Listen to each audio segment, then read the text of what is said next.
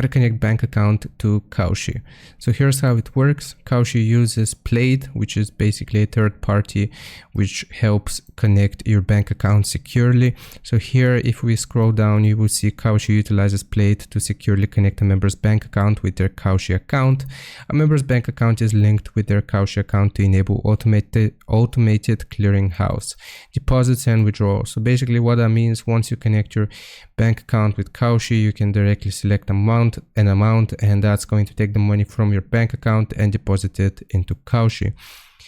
ACH allows secure transfers between the member's bank account and Kalshi account without the need for paper checks, wire transfers, or credit card networks. That's basically what I said.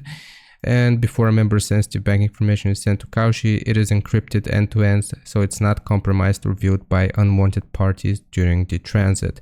Plate never shares the user's login information with Kalshi at any time and never sells user data to third parties. So I hope this helps. Hope this answers your question. Leave a like and sub, and I'll see you next time.